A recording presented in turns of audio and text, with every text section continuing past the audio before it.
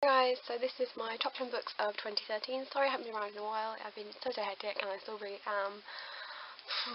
But thanks for subscribing because I've had a few recent subscribers and that's been great to see, so I'm going to get cracking on with it.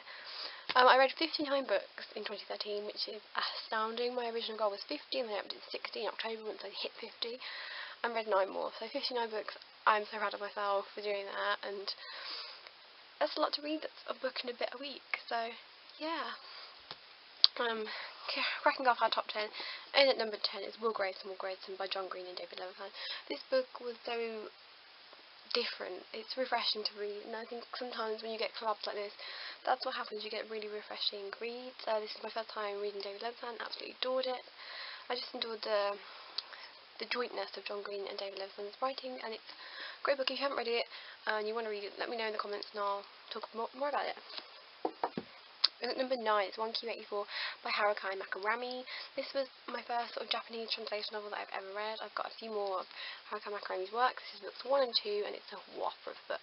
And I thoroughly enjoyed it. It's like an ode to George Orwell's 1984, and it really lives up to expectations, the characters, the world building. It's just fantastic. If you read 1984 and sort of looking for the next really big dystopian read that's a bit more adult and not too YA, this I really would recommend. It is very adult in parts, but it's great. I haven't read the third book yet, and that's a goal perhaps for 2014 is to read the third book in the series. But yeah, really great read. I would recommend it. At number 8 is this kind of creeped in literally on the New Year's Eve, and this is Percy Jackson: The Last Olympian. It's the final book in the Percy Jackson series. I got this and the 4th book for Christmas. Those are the only books I got. I got Waterstones of Action instead, and yeah, it's amazing. It's just action-packed right from the get-go. You can tell it's the final novel and sort of the final story, really focused on Percy Jackson as the central character and not sort of, yeah, because I know there's another series out, but it's so good. I love the Greek gods and any sort of ancient mythology or anything like that. And it's a great way to sort of learn about it if you don't know about it already, because it's so easy to understand and everything. And sometimes I think ancient Greek novels are particularly chunky. For example, like Aristophanes' plays, sometimes they're hard to follow. Herodotus is a huge text. I mean, this is really good if you want to sort of get into some ancient Greek slowly. Really would recommend it. Yeah. In at number 7 is The Clockwork Princess by Cassandra Clare. This came out, I believe, it did come out this year, so this is like quite a recent one on my top 10. It's the last book in the Infernal Devices series, which is the prequel series to Mortal Instruments. Again, Cassandra Clare has built up a fantastic world, and the world building that Cassandra Clare does, the description of the characters, it's all really seamless and effortless and so easy to sort of get wrapped into. I mean, I read the Infernal Devices series in about 2 weeks, so yeah, I mean, this book, I just don't even know where to begin. It's fantastic, and I really would recommend the Infernal Devices series. The first 3 books in the Mortal Instruments series aren't the best well written, but as the series progresses, they become better, and obviously these books are better too because they're written after the first 3.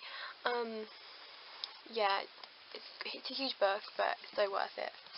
So at number 6 is Great Gatsby by F. Scott Fitzgerald. I don't know if you missed the hype at all last year, but there was so much hype about this book. It was remade into a film starring Leonardo DiCaprio, Carey Mulligan, Tobey Maguire, and it was directed by Baz Luhrmann, so really big names got added to the film. And then there was a rise in F. Scott Fitzgerald's works, and I hadn't read The Great Gatsby before, even though I'd always sort of heard of it and wanted to read it, and it's just fantastic. 1920s America. 1920s is the place to be. It's a great atmosphere. Love the dresses and all the vivid imagery and the parties, and I love Great Gatsby's character. I also love Nick Carraway as the protagonist, and sort of the eyes in the novel is great. This writing style that F. Scott Fitzgerald has is just fantastic, and I need to read more of his work. So that's number 6, guys. At number 5 is Harry History by Melissa Anelli. I got this in September, and it's been out for quite a while now. I think it's been out for about 5 years. Finally got my hands on it. It's got some stickies in where I adore the quotes. And yeah, it's just amazing to sort of read a fandom story that really Melissa Anelli has come from not doing too much about Harry Potter to actually owning a website and being a web mistress. It's just a fantastic story. If you love Harry Potter and you love the whole fandom, check this out. Melissa Anelli is the web mistress of the Leaky Cauldron, so if you frequently go on that site, I'd recommend reading this because you find so much out about her. In at number 4 is The Perks of Being a Wallflower by Stephen Chbosky. I've wanted to read this for so long. I love this cover, by the way. I just love the orange and the black, and I love orange and black together. I think it looks great. This again was also revived by a film, and it came sort of to the top of my wanting list, and I finally got my hands on it and absolutely adored it. I think it's one of those coming of age stories that I really like. I really like contemporary reads like this, and again, it's told in like a series of letters, which is a great layout. Because if you just sort of want a light read, I'll read 2 letters, and that's that for the night, and it's fantastic. It's a real different sort of read. There's lots of references to other works of literature, so lots of intertextuality in there. So really do read this if you haven't, and if you've watched the film and not read it, read it. In at number 3 is City of Lost Souls by Cassandra Clare. I won some Waterstone vouchers, so I went on a bit of a frequent to Waterstones for a while. This is by far my favourite book of the series. I curled up one afternoon and just sat and read it in the summer, and it was just fantastic. I can't wait for the final book in the series to come out. This is book 5, for those of you who don't know. A lot goes on in this book. Cassandra Clare's writing styles improves so much. If you want me to do like a wrap-up or a summary of what I think of the series so far, then let me know, because I absolutely adore this series. I've read the first 3 books a few years ago thinking it's just a trilogy, and then when I had book 4 and book 5 out, I was like, what happened, or how have I missed it all? But yeah, great books. And in at number 2 is The Cuckoo's Calling by Robert Galbraith, aka J.K. Rowling. When this hit the newsstands that J.K. Rowling in the summer had written under a pseudonym, it was just mass hysteria. I pre-ordered this as soon as I could, got a hands on a copy, and sat and read it in one afternoon again, because yeah, J.K. Rowling has this writing style that's just, however she writes, it's real, but yet so descriptive and so unreal at the same time that you can't help but fall in love with it. Strike in this. Strike was my absolute favourite character. This is the first book in a series, if I'm not mistaken, so keep your eye out for Robert Galbraith's second novel. If you want a review of this, I will also do that as well. And finally, the book of the year for me. I read this in January last year, so nothing has beaten it. It is my number 1, and it is The Fault in Our Stars by John Green. I love this book. It took me quite a while because I waited for it to come out in print in the UK, and then bought it from the supermarket for £3.50. I then met John Green and Hank Green in February. This book is by far one of John Green's best, I think.